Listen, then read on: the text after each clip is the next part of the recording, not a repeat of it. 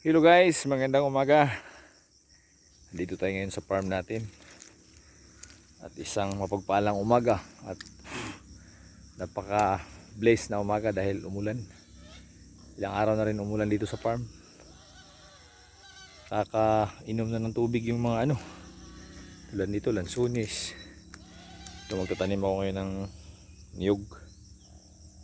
Dapat sa farm natin wala talagang space, punuin natin para sulit.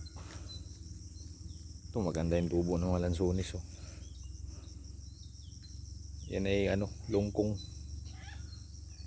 na lansunis. Tapos ito ay mangustin. So dito tayo yung part magtatanim ngayon, no? Kasi dito pa walang niyog.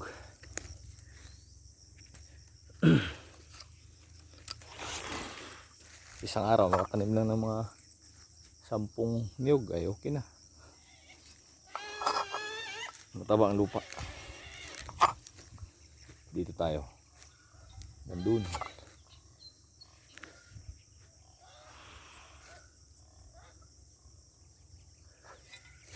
Tayong butas. Ayos, malambot yung lupa.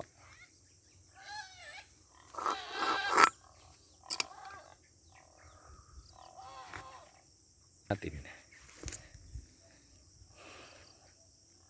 Yung saging lang dito, medyo may alquiris. Medyo siya. Naitanim ito nung bata pa, may may nakapasok na piste. Kaya tuloy-tuloy pa rin siya, pero hindi ganun kalaki yung bunga. So napaka-bless natin itong umaga na to dahil umulan. Tagulan dito ngayon gawa ng bagyo. Bagyong Hinir.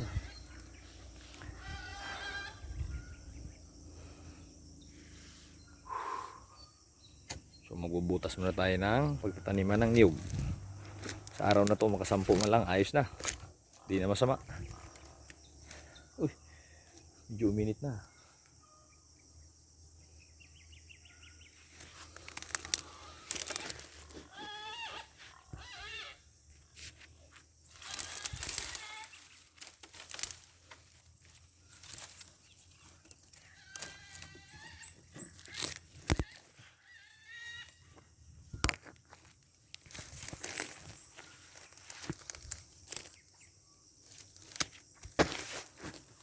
Bubutas lang tayo ng kasing lalim ng siko. Ngayon, lambot ng lupa, oh. Ganito masarap magtanim.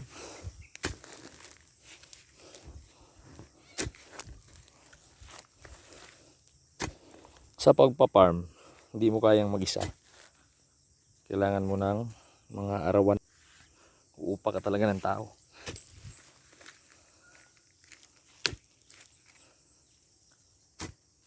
Hirap nito, walang kameraman.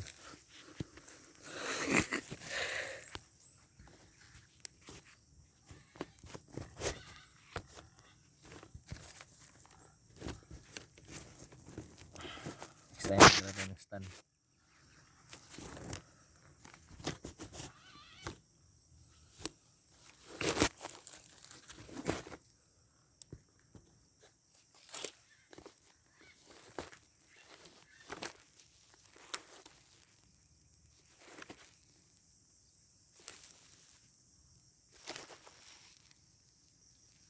Ay, makisama ng kamera natin.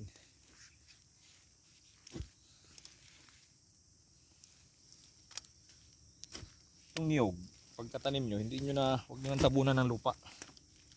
Kasi mabubulok siya, eh. Pwede siguro kunti lang, kunting tabon lang. Grabing lambot ng lupa. Sarap taniman.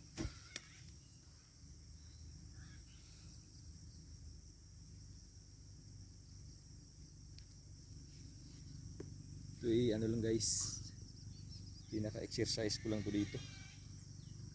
Maya maya, uwi na rin.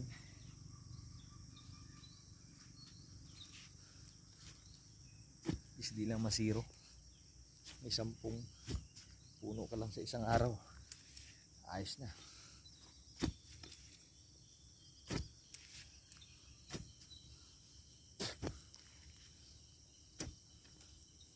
Itong farm pala, located to sa Barangay Bakid-Bakid. Mga 20 minutes lang. Galing city. Kagandahan dito, di halos siminto na lahat.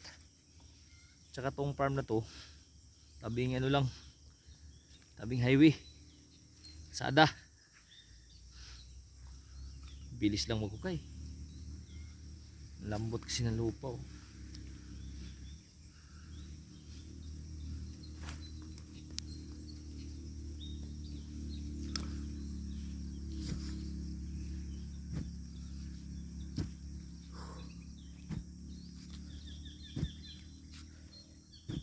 Exercise to, mapalitan tiyan.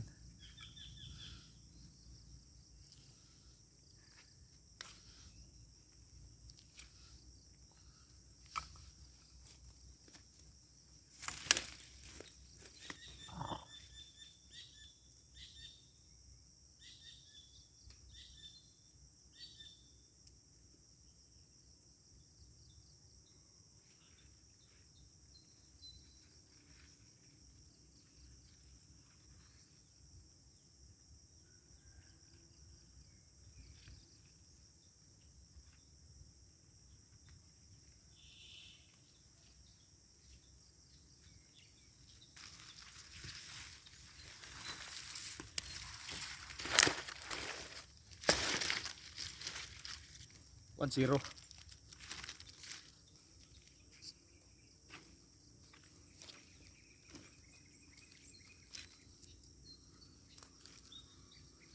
Tagal na natin itanim to.